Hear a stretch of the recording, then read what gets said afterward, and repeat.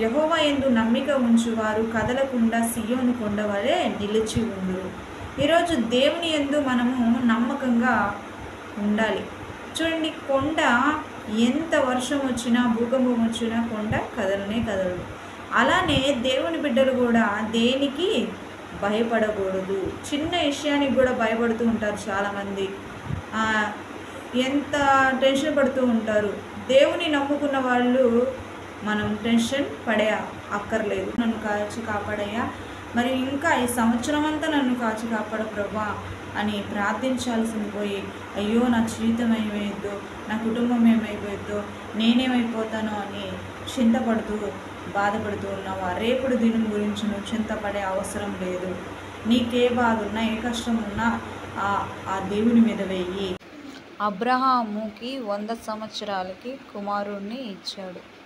చూడండి, ఎంత విశ్వాసముతో దేవుని కొరకు ఉన్నాడు కాబట్టే 100 సంవత్సరాలకి కుమారుణ్ణి, తను కోరుకున్న బిడ్డని పొందుకొని తన పేరు ఇస్సాకు. ఇస్సాకు కూడా ఎంతో విశ్వాసంతో దేవుడితో ఉన్నాడు.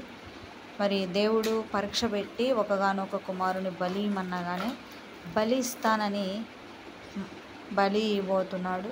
అప్పుడు ఇస్సాకు కాళ్ళు చేతులు కట్టివేస్తున్నా కానీ, ఎందుకు డాడీ కట్టేస్తున్నావు అనకుండా, ఇస్సాకు కూడా దేవుని మాట ఎంతో చక్కగా విన్నాడు కాబట్టే మరి దేవుడు పైనుండి చూసి ఆ చిన్నవాడిని బలి ఇవ్వొద్దని దేవుడే మాట్లాడాడు ఆకాశంలో నుండి, అబ్రహామా అబ్రహామా ఆపు అని. చూడండి, తండ్రే విశ్వాసం అనుకుంటే తండ్రి కంటే ఇస్సాకు ఎంతో విశ్వాసం కలిగి దేవుడి మాట చక్కగా, చూడండి, ఎవరు కాళ్ళు చేతి ఈ రోజుల్లో పిల్లల్ని మనం ఒక చాట కూర్చోబెట్టలేమండి. అలా మరి ఆ ఇస్సాకుని కాళ్ళు చేతులు కట్టేసి కత్తి తీసుకొని ఇలా కొడుతుంటే, చంపబోతుంటే ఎవరు ఊరుకుంటారండి? కానీ మౌనంగా ఉన్నాడంట ఇస్సాకు.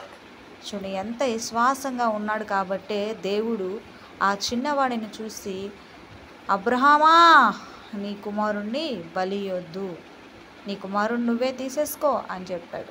ఈరోజు మనం కూడా మనని బట్టి మన బిడ్డలను మార్చుకోవాలి. మనం ప్రభువులో నమ్మకంగా మంచిగా ఉంటే మన పిల్లలు మనల్ని చూసి దేవుళ్ళో మంచిగా ఉంటారు. ఈరోజు నువ్వు ఏం నేర్పిస్తున్నావు నీ